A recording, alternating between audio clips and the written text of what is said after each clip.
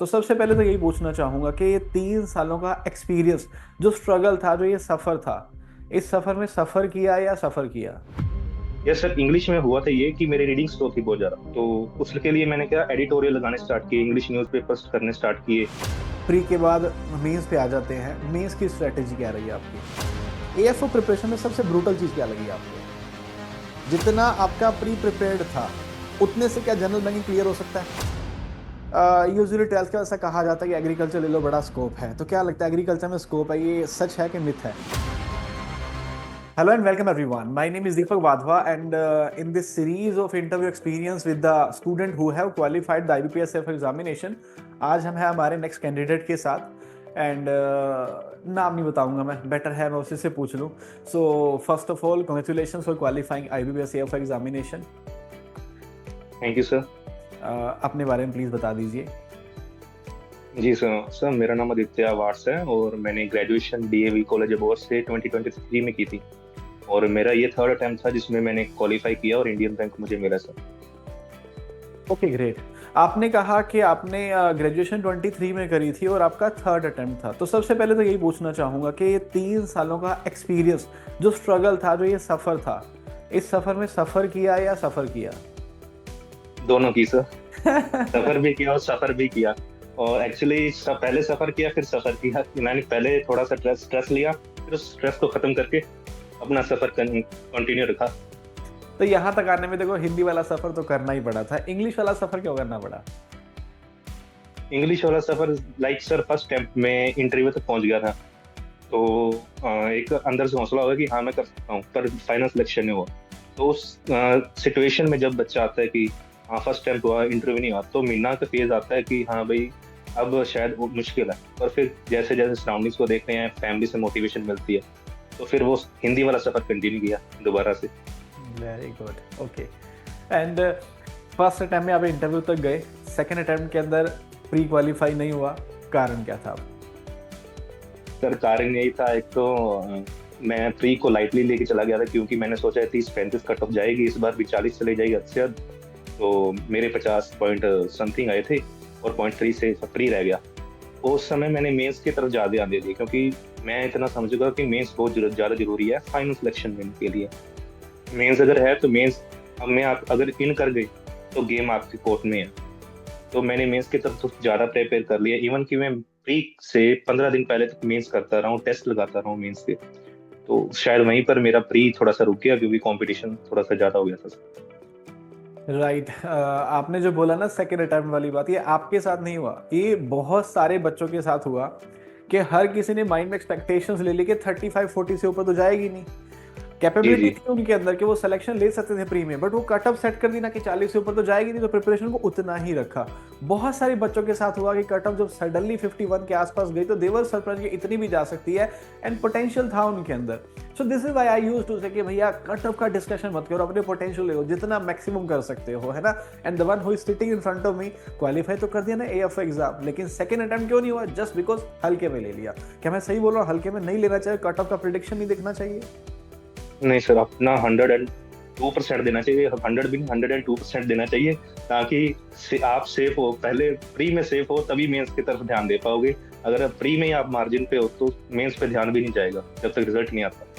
That's तो right. सभी चीज को बैलेंस लेके चलना पड़ता है सर। एंड आप एसीसी के स्टूडेंट है तो आपने हमारी कभी ऐसी वीडियो नहीं देखी होगी where we are going to say कि ये एक्सपेक्टेड कट ऑफ जाने वाली है। हम तो ये कहते हैं अपना 100% दो। Exactly sir. ओके। इस 3 साल की जर्नी में पेरेंट्स ने कैसे आपको सपोर्ट किया? बिकॉज 1 साल 2 साल तक समझ आता है, थर्ड ईयर तक आते आते ना बहुत बार ऐसा हो जाता है कि या तो पेरेंट्स फाइनेंशियली सपोर्ट नहीं कर पा रहे, या फिर पेरेंट्स फाइनेंशियल सपोर्ट तो कर पा रहे बट बच्चे की मेंटल स्टेट कहते हैं कि नहीं यार अब तो उनसे बहुत हेल्प ले ली। तो कैसे इससे डील किया, क्या क्या आपके साथ हुआ? सर टू बी ऑनेस्ट, मेरे पेरेंट्स बहुत ही कह सकते हैं कि वो ये थे कि हाँ मेरा बच्चा कर लेगा। उन्हें एक कॉन्फिडेंस था मुझ पे। फर्स्ट ईयर में मैंने कुछ नहीं उनको बताया मैं क्या कर रहा हूँ क्या नहीं कर रहा, दे आर ओके, जो करना है तू कर। फर्स्ट ईयर में सिलेक्शन हुई, उनको लगा कि हाँ बच्चा कर रहा है। पर फाइनल अटेम्प्ट में रुक गया, मैं डीमोटिवेट हो गया था। पर मेरे ब्रदर, मेरे मदर एंड मेरे फादर ने फुल सपोर्ट किया कि हाँ तू कंटिन्यू कर, पहले अटेम्प्ट में तूने फाइनल इंटरव्यू तक पहुंचा, क्या पता तू अगले साल दोबारा कर ले। That's nice. सेकंड में हुआ तो प्री में नहीं हुआ। तो सर लिटरली मैं बहुत इस अपने जोन में चला गया था। तो मेरी मदर ने तब भी कहा कोई नहीं, फिर क्या हो गया। भाई का भी कॉल आया कि कोई बात नहीं, चलने दे, फिर क्या हो गया, अभी दूसरा अटेम्प्ट ही है।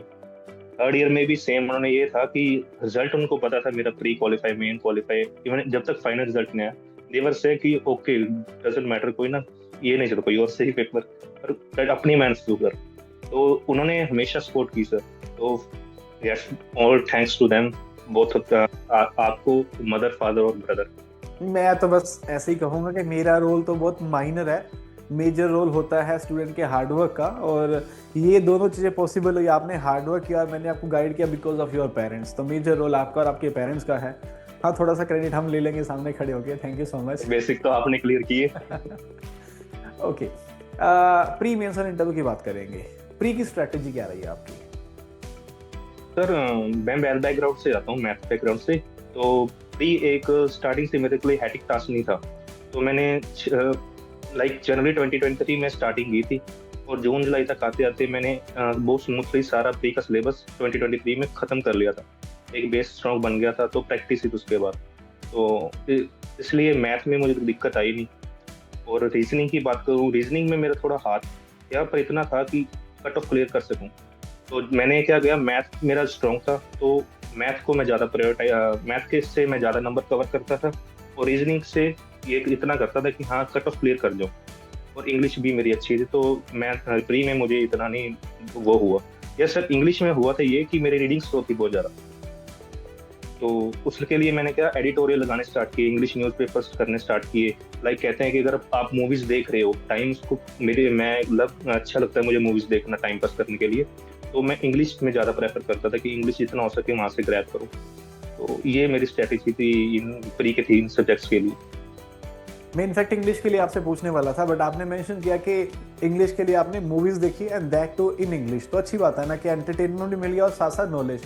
और आपने एडिटोरियल Yes, sir. बोला, एडिटोरियल प्रैक्टिस किया या फिर क्लासेस देखी उसकी? लाइक सर कि मैं क्या करता था, जैसे स्क्रीन पे क्लासेस आ जाती हैं आजकल, तो मैं स्टॉप करके स्क्रीन पहले एडिटर रीड कर लेता था। तो फिर फास्ट फॉरवर्ड करके देखा, जो मैंने समझा है, जो मैंने अंडरस्टैंड किया है उसका, वही उसका मतलब है कि एक्चुअली में कुछ ऐसी लाइन मुझसे छूट रही है कि नहीं यार ये लाइन तूने ऐसे पढ़ी थी तो इसका मतलब तो कुछ और है। तो ऐसे प्रैक्टिस करता था, ये नहीं कि मैं 45 मिनट्स का प्रॉपर सेशन देता था। मैं प्रॉपर इतना ही देखता था कि हाँ जो मैं रीड कर रहा हूँ उसका मतलब प्रॉपर वही है या कुछ और है। ओके, प्री के बाद मेंस पे आ जाते हैं। मेंस की स्ट्रेटेजी क्या रही है आपकी? मेंस की सर ये थी, पहले तो सारे सब्जेक्ट्स को कवर किया, और साथ साथ में जैसे एक सब्जेक्ट मेरा कवर हो गया बेसिक, तो उसको साइड में रख के दूसरा सब्जेक्ट शुरू कर लिया। तो उसके साथ साथ पुराना सब्जेक्ट भी कंटिन्यू करता गया, मैं करता गया। तो उसके बाद क्या हुआ, जैसे जैसे सिलेबस खत्म हो गया, फिर मैंने प्रैक्टिस लाइक मॉक्स लगाने स्टार्ट किए, बस मॉक्स। फिर सेल्फ रीडिंग पे आ गया सर। फर्स्ट अटेम्प्ट के बाद मैंने कोई क्लासेस नहीं लगाई, कुछ नहीं लगाया, टू बी ऑनेस्ट। मैं सिर्फ नोट्स ने, जो हैंड रिटन नोट्स थे, मॉक्स थे, और जो मेरी बुक कॉपी बनाई थी मैंने, अगर सपोज की कोई मॉक लगा रहा हूँ मैं, उसमें 2 क्वेश्चन ऐसे हो गए जो कवर नहीं है मेरे सिलेबस में, उसकी प्रॉपर मैं 2-3 घंटे लगा के उस टॉपिक को साइड से, TNAO के साइड से, ICAR के साइड से उस कॉपी में उतार लेता था। तो उससे मेरे हैंड रिटन एक प्रॉपर बुक तैयार होगी, तो उसको रिवाइज करता था। तो जो आपने नोट्स बनाए, क्या वो पूरे के पूरे कंप्लीट नोट्स बनाए या कुछ समरी काइंड ऑफ था? समरी काइंड ऑफ था सर। कि लाइक जैसे मैं स्पेशली मेंशन करूंगा एक बात, जो 2023 में मेरी सेल्फ एक्सपीरियंस है। एक क्वेश्चन आया था BF3 के करके 10 किलोमीटर वाला सर। तो वो मुझे मैंने ACC की मॉक्स में देखा था, वो क्वेश्चन आपने मॉक में कवर किया था। तो उसका मैंने क्या था, जब मुझे वो मॉक में आया ना, तो मैंने उसके लिए प्रॉपर अपने नोट्स तैयार किए थे। तो वो क्वेश्चन मुझे इजी रहा वहाँ पर अटेम्प्ट करने के लिए। तो मतलब ये आपने बुक्स को स्टडी किया और बुक्स के अलावा जो एक्स्ट्रा कंटेंट मिलता है उसका आप नोट करते गए। जी सर। Okay, great.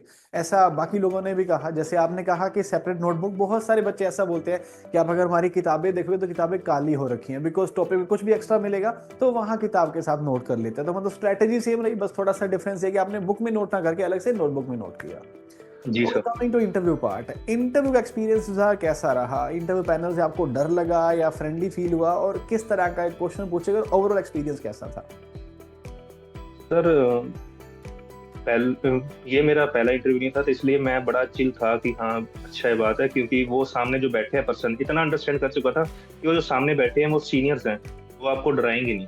तो मैं बड़ी अच्छी तरह से एंटर किया, उनको ग्रीट किया, तो उन्होंने भी बड़े कोऑपरेट किया। पर एक कह सकते हैं जैसे इंटरव्यू स्मूथली चलना शुरू होता है तो एक पैनल मेंबर आता है जो आपको कॉन्ट्राडिक्ट करता है, ठीक है, कह सकते हैं बहसबाजी। तो वो एक आपको कह सकते हैं सिचुएशन में लेके जाता है कि आप कंफ्यूज हो, ठीक है। वो लेके गए थे मुझे, पर वो ये नहीं देखते कि आप कंफ्यूज हुए, कि आप उस कंफ्यूजन को हैंडल कैसे करते हो उसके बाद, वो करते हैं। वो मुझे लेके गए थे, पर वो मुझे पता था ऑलरेडी कि लेके जा रहे हैं, तो मैंने उस हिसाब से उसको लास्ट में अच्छी तरह से क्लोजिंग की थी। तो ओवरऑल इंटरव्यू मेरा अच्छा गया था सर। एग्जैक्टली सिचुएशन के अंदर कोई स्पेसिफिक आंसर नहीं हो सकता कि आप अगर रोड पे जा रहे हो, सामने से गाड़ी आ गई तो क्या करोगे। सो दैट इज समथिंग जहां पे आपको हैंडलिंग आनी चाहिए। परफेक्ट आंसर इसका बन ही नहीं सकता। And this is what they used to see कि आप क्वेश्चन को हैंडल कैसे करते हैं। डजंट मैटर कि आप उसका आंसर एग्जैक्टली क्या कर रहे हो, है ना। ओके 3 साल की आपकी जर्नी रही। इस 3 साल के अंदर लाइफ के बारे में मैं आपसे चाहूंगा कि आप इसे 1 लाइन के अंदर आंसर करें। आपको क्या लगा, लाइफ फेयर है कि अनफेयर है? सर लाइफ फेयर है, बट उनके लिए जो काम करते हैं। ओके एएफओ प्रिपरेशन में सबसे ब्रूटल चीज क्या लगी आपको? सर एएफओ को मैं एक वर्ड में कहूंगा, ये एग्रीकल्चर वालों के लिए यूपीएससी है। ठीक है। क्या आपने इसके साथ साथ जनरल बैंकिंग भी ट्राई किया? सर किया था मैंने, मेंस तक की तैयारी की थी, बट मेरा मन नहीं माना। एग्रीकल्चर तो मेरा कोर सब्जेक्ट है, तो मैं उसे ही में करना चाहता, तो सिर्फ एएफओ पे ही मैं रखा। आपने एक प्राइवेट जनरल कॉलेज से बैंकिंग ग्रेजुएशन किया, तो आपका सजेशन क्या होगा बाकी स्टूडेंट के लिए कि जो प्राइवेट कॉलेज से आ रहे हैं, एक बार सिलेक्शन नहीं होता तो ऑब्वियस ही बात है आपका भी माइंड डाइवर्ट हुआ, ऐसे ही सबका होता है। तो they should divert their mind के एएफओ के साथ पैरेलल जनरल बैंकिंग करना चाहिए और एएफओ फोकस रहना चाहिए? सर जनरल बैंकिंग अगर इंटरेस्ट है तो जाना चाहिए, पर अगर आपने एग्रीकल्चर फील्ड में करियर बनाना है तो AFO is a much better option, एक कह सकते हैं फ्रेशर के लिए। और ये सिलेक्शन वाइज अगर डिपेंड बोलूंगा तो मतलब आपने एएफओ में सिलेक्शन ले लिया, सिलेक्शन वाइज बोलूं तो क्या लगता है जितना आपका प्री प्रिपेयर्ड था उतने से क्या जनरल बैंकिंग क्लियर हो सकता है? नहीं सर, मेंस में कहीं ना कहीं रुक जाता है बंदा। ओके यूजुअली 12th का ऐसा कहा जाता है कि एग्रीकल्चर ले लो, बड़ा स्कोप है। तो क्या लगता है एग्रीकल्चर में स्कोप है, ये सच है कि मिथ है? सर जैसे कि अब गवर्नमेंट इनिशिएटिव कुछ ज्यादा नहीं ले रही है एंटरप्रेन्योर, मतलब कह सकते हैं ग्रेजुएट्स के लिए, तो है करियर बन सकता है, पर कंटिन्यू स्मूथली करना पड़ता है अपना प्रेपरेशन। ये नहीं कि एक पेपर नहीं हुआ तो डाइवर्ट हो जाओ, एक फोकस रहना चाहिए सर। इस जर्नी में कभी ऐसा लगा कि मुझसे नहीं होगा? यस सर, पर मुझे ये नहीं लगा मुझसे गवर्नमेंट जॉब नहीं होगी, पर मुझे ये लगा कि हाँ ये for somewhat difficult for me, but नहीं सर, फिर हो गया, फैमिली वाला सपोर्ट के हो गया। कोई एक गलती जो एएफओ एस्पिरेंट को नहीं करनी चाहिए?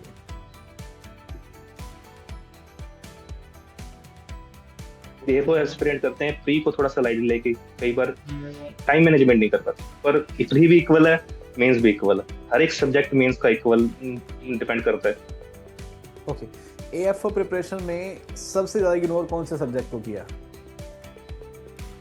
सर यहाँ पर मैं थोड़ा सा लंबा बोलना चाहूंगा कि मैं फर्स्ट अटेम्प्ट में मैंने एग्रोनॉमी को इग्नोर किया था, इसलिए मेरी शायद सिलेक्शन मुझे लगा, पर्सनली लगा कि रुक गई, क्योंकि एग्रोनॉमी से मेरा बैकग्राउंड थी, डिग्री थी, तो मैंने इसको लाइटली ले लिया। पर वहीं से मुझे बेसिक क्वेश्चन देखने को मिले, मैं कंफ्यूज हो गया। पर इस लास्ट अटेम्प्ट में मैंने हर एक सब्जेक्ट को इक्वली वेटेज दी, इवन करंट अफेयर्स को भी इक्वली वेटेज दी, प्रॉपर टाइम दिया, और इस साल माई लक की 11 क्वेश्चन लगभग करंट से आ गए, तो मुझे अच्छा लगा कि हर एक सब्जेक्ट को इक्वली बैलेंस करना चाहिए। मैं आगे बढ़ने से पहले 2 बातें बताना चाहूंगा। आदित्य ने बताया कि फर्स्ट अटेम्प्ट के अंदर इंटरव्यू तक तो गया, बट फाइनल सिलेक्शन रह गया था बिकॉज एग्रोनॉमी को हल्के में ले लिया था। ना लिया होता तो शायद पहले अटेम्प्ट में सेलेक्ट हो जाता। सेकंड अटेम्प्ट में प्री में रह गया था बिकॉज प्री को हल्के में ले लिया था। तो बंदे में पोटेंशियल फर्स्ट और सेकंड दोनों अटेम्प्ट में था। बस वही बात है कि कह दो कि सीरियस नहीं लिया या प्रॉपर पता नहीं था, वो चीज़ों को लाइटली लेके दिक्कत हो गई। ओके कल से पक्का पढ़ाई करूंगा, क्या ऐसा लाइफ में हुआ आपके साथ? नहीं सर, मैं लाइब्रेरी में सिटिंग करता हूँ सर, अपनी सुबह जाके शाम रात तक। पर अगर मुझे काम भी है, कोई सपोज घर पे काम है, पर लाइब्रेरी में जोर जाके 2 घंटे 3 घंटे 4 घंटे सिटिंग जरूर बनाता हूँ सर। सिटिंग नहीं टूटने दिया इन 3 सालों में कभी, मुझे याद हो।